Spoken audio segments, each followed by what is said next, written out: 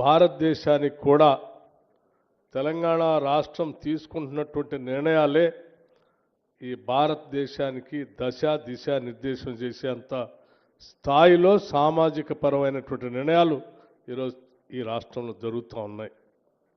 దానికి నిజంగా బహుజనులందరి తరఫున ఈ రాష్ట్ర ప్రభుత్వానికి, ముఖ్యమంత్రికి, కేబినెట్కి మనమందరం హృదయపూర్వకమైనటువంటి అభినందనలు, కృతజ్ఞతలు కూడా చెప్పాల్సినటువంటి అవసరం ఉందని నేను భావిస్తూ ఉన్నాను.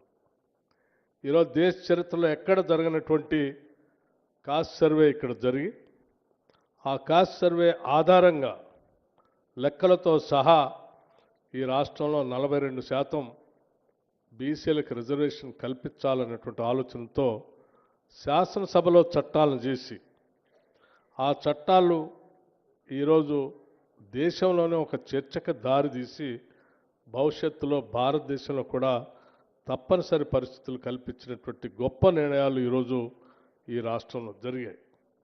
దానికి మనమందరం ఈరోజు ఇక్కడ కూర్చున్నటువంటి బీసీల నాయకులు, బహుజనుల నాయకులు అందరికీ కూడా నేను ఒకటే విజ్ఞప్తి చేస్తూ ఉన్నాను.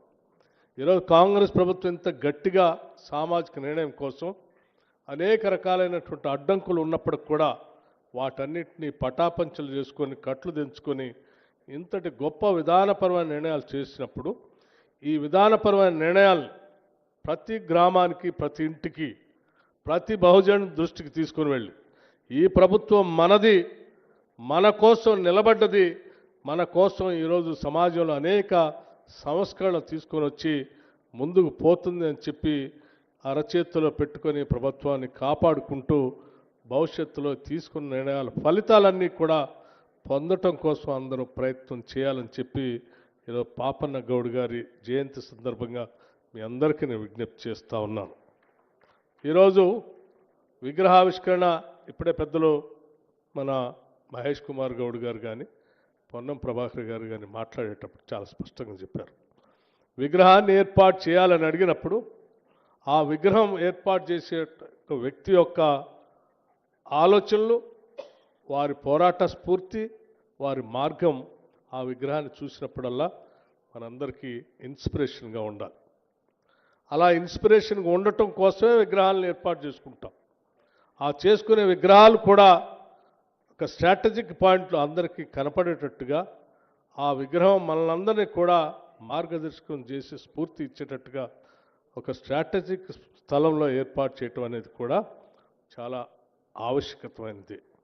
ఎక్కడో విగ్రహాన్ని పెట్టాం, ఎక్కడో స్థలం ఇచ్చామనేది కాకుండా ఒక ప్రముఖమైనటువంటి స్థలంలో సెక్రటేరియట్ ముందు స్థలాన్ని ఏర్పాటు చేసి ఈరోజు భూమి పూజ చేసుకున్నాం. తప్పనిసరిగా ఈ భూమి పూజ రేపు ఈ రాష్ట్రంలో వచ్చేటువంటి సామాజిక న్యాయానికి, సామాజిక ధర్మానికి పెద్ద ఎత్తున ఉపయోగపడుతుందని చెప్పి మీ అందరికీ నేను సవినయంగా మనవి చేస్తూ, సర్దార్ పాపన్న గౌడ్ గారి యొక్క లక్షణాలు ఇప్పటికే అందరూ చెప్పారు.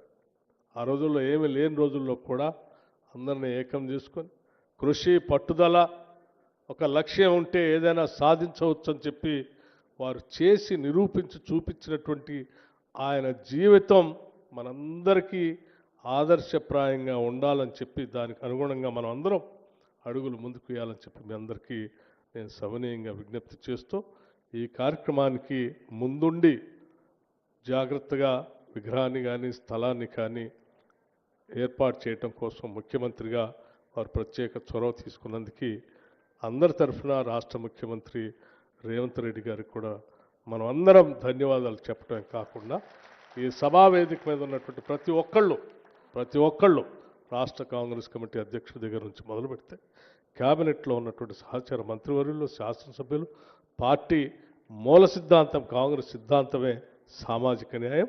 ఆ సామాజిక న్యాయాన్ని తీసుకొని మనం ఈరోజు ముందుకు పోతా ఉన్నాం. ఈ ముందుకు పోయే క్రమంలో ఈ పార్టీకి సామాజిక న్యాయం జరగకుండా ఉండాలని ఆలోచన చేసేటువంటి కొన్ని రాజకీయ పార్టీలు కొంత ఎప్పటికప్పుడు మన మీద కొన్ని రకాలైనటువంటి ప్రచారం చేస్తూనే ఉంటాయి. ఆ ప్రచారం చేసేటువంటి రాజకీయ పార్టీలందరికీ కూడా మనం స్పష్టంగా ఒక సందేశాన్ని ఇవ్వటం కోసం రాష్ట్ర వ్యాప్తంగా ఉన్నటువంటి ఈ సమాజం మొత్తం ఏకం కావాల్సినటువంటి అవసరం, నిలబడినటువంటి ప్రభుత్వాన్ని గుండెల్లో పెట్టి కాపాడుకోవాల్సినటువంటి అవసరం కూడా మనందరిపైన ఉందని చెప్పి మరొకసారి నేను మీ అందరికి విజ్ఞప్తి చేస్తూ ముగిస్తా ఉన్నాను. నమస్కారం.